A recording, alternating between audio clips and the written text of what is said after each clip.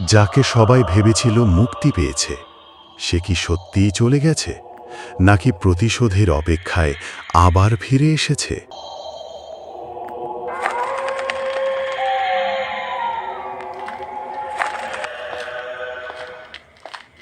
দেখো অর্ণব, জায়গাটা এখন বেশ অন্যরকম লাগছে, শান্ত আর সুন্দর, তাই না?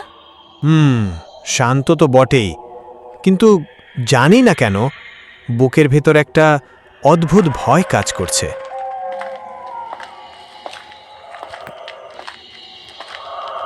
বাবু, আপনি আবার এই কোয়ার্টারে ফিরলেন। সাবধানে থাকবেন, এখানে এখনো শান্তি ফেরেনি। কিন্তু কাকা, আমরা তো শুনেছিলাম অনন্যার আত্মা মুক্তি পেয়েছে, ও চলে গেছে। চলে গেছে বলে সবাই ভাবে, কিন্তু এখনো রাত হলেই শোনা যায় নূপুরের শব্দ, ভেসে আসে কান্না। বিশ্বাস করুন, কিছু একটা এখনো আছে।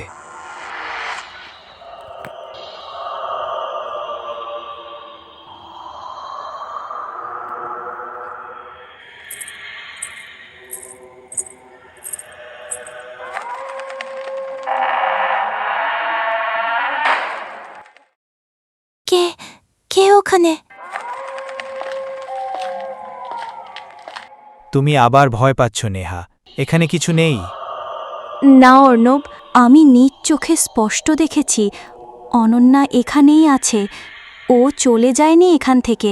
উফ নেহা, তুমি ওই দারোয়ান কাকার কথা শুনে ভয় পেয়ে আছো। এগুলো সব তোমার মনের ভুল।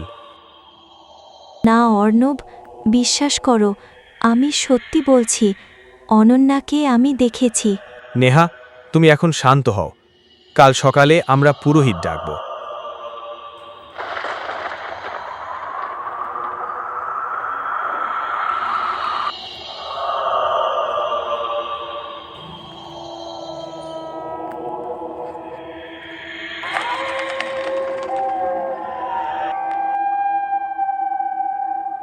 আমাকে মুক্তি কেউ দেয়নি, আমি আবার ফিরে এসেছি।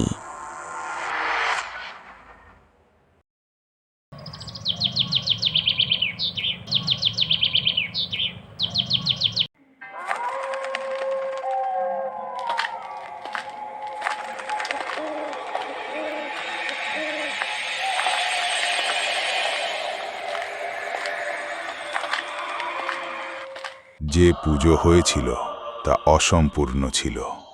তার আত্মা তখন শুধুমাত্র দুর্বল হয়েছিল, কিন্তু মুক্তি পায়নি। তাহলে ও কেন আবার এখানে ফিরে এসেছে? কারণ তার মৃত্যুর সত্যতা প্রকাশ পায়নি। প্রতিশোধ না নেওয়া পর্যন্ত সে শান্তি পাবে না। আমার যন্ত্রণা কেউ বুঝতে পারেনি, তোমরা সুখে থাকতে পারবে না।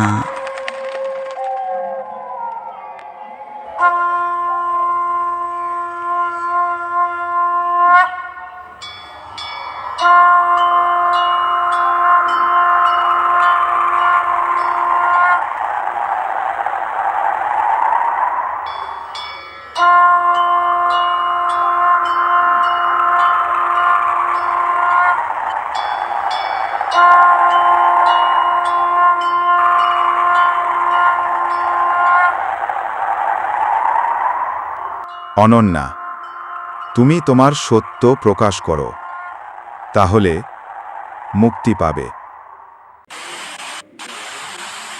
আর কতদিন আমরা এইভাবে মিথ্যে স্বামী স্ত্রীর সম্পর্কে থাকব রাজু? চলো না আমরা বিয়ে করি। উফ অনন্যা, তোমায় কতবার বলেছি এখন বিয়ে করব না, করব না, করব না। রাজু, তোমার হাতে ছুরি কেন? তার মানে অনন্যা আত্মহত্যা করেনি, ওকে খুন করা হয়েছিল।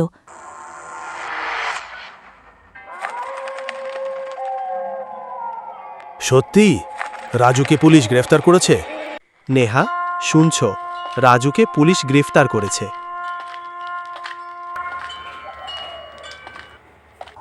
এখন আমি মুক্ত।